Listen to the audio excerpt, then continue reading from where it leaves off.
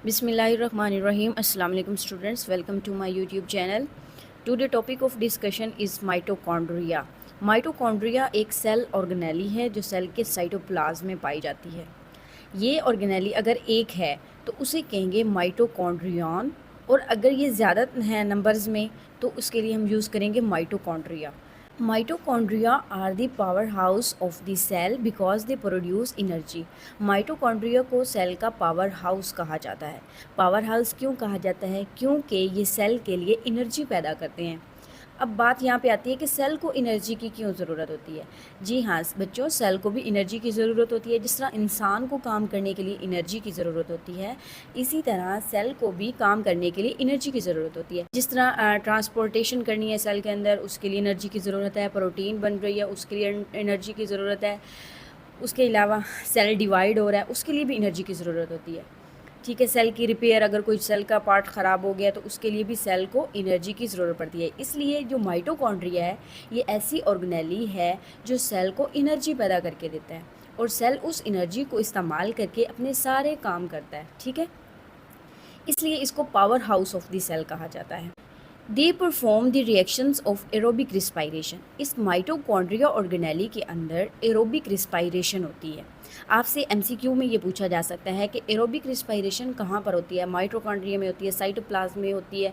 दो ऑप्शन आपको और दे दिए जाएंगे, तो आपने माइटोकॉन्ड्रिया को टिक करना है। एरोबिक रिस्पायरेशन कैसा प्रोसेस है? In which oxygen is use to break food to release energy in the form of ATP. Dear students, जो हम खुराक खाते हैं उस खुराक में बेसिकली ग्लूकोज होता है। वो ग्लूकोज ब्लड के ज़रिए हमारे सेल के अंदर जाता है। अब ग्लूकोज सेल के अंदर चला गया, अब ऑक्सीजन की ज़रूरत है इस प्रोसेस के लिए।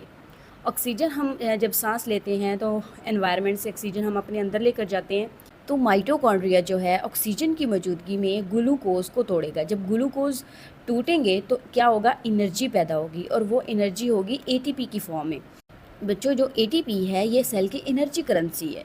कैसे? जिस तरह हम एक शॉप पर जाते हैं और पैसे देते हैं, ठीक है, और चीज़ ले लेते हैं, इसी तरह सेल इस एटीपी को इस्तेमाल करता है और अपने काम सर अंजाम देता है। इसलिए इस एटीपी को सेल की एनर्जी करेंसी भी कहा जाता है। Mitochondria are double membrane bounded organelles present only in eukaryotes. ये जो माइटोकॉन्ड्रिया हैं ये इनके पास डबल मेम्ब्रेन होती है, ठीक है, और ये सिर्फ यूकैरियोट्स में होते हैं। हमने पढ़ा था कि प्रोकैरियोट्स में डबल मेम्ब्रेन ऑर्गेनेली जो होते हैं वो नहीं पाए जाते। The outer membrane of mitochondria is smooth. ये जो आउटर मेम्ब्रेन है माइटोकॉन्ड्रिया की ये बिल्कुल स्मूथ होती है। But the inner membrane forms many fold. और ये जो इसकी इनर मेम्ब्रेन है ये बहुत ज़्यादा सारी फोल्डिंग्स बना रही है। ठीक है, these folds are called cristae. इन फोल्डिंग्स को क्या कहा जाता है? क्रिस्टी। अगर एक फोल्ड की बात की जा रही है यहाँ तक तो ये होगा क्रिस्टा, और अगर हम कलेक्टिवली सारी फोल्डिंग्स की बात करें तो फिर क्या कहेंगे? Cristae. They increase the surface area for respiration. Mitochondria की इनर मेम्ब्रेन में जितनी ज़्यादा फोल्डिंग्स होंगी यानी जितनी ज़्यादा क्रिस्टी होंगी, इट मीन्स दैट कि वहाँ पर एरोबिक रिस्पायरेशन ज़्यादा होगी। ठीक है, क्योंकि ये जो फोल्डिंग्स हैं ये क्या करती हैं? सरफेस एरिया प्रोवाइड करते हैं ताकि वहाँ पर रिस्पायरेशन ज़्यादा हो। The inner fluid like material is called matrix. ये जो माइटोकॉन्ड्रिया का ये वाला रीजन है इसको मैट्रिक्स कहते हैं। इस मैट्रिक्स के अंदर माइटोकॉन्ड्रिया का अपना डीएनए मौजूद होता है, राइबोसोम्स होते हैं, और ये जो माइटोकॉन्ड्रिया ये किसी हद तक जो है अपनी प्रोटीन्स खुद बना सकता है। इसकी वजह क्या है? क्योंकि इसके पास अपना डीएनए भी होता है और अपना राइबोसोम्स भी होते हैं, तो ये प्रोटीन कुछ हद तक अपनी बना लेते हैं। Mitochondria contain their own DNA and ribosomes. मैंने आपको पहले बताया कि माइटोकॉन्ड्रिया के पास अपना डीएनए होता है और अपना राइबोसोम्स होते हैं।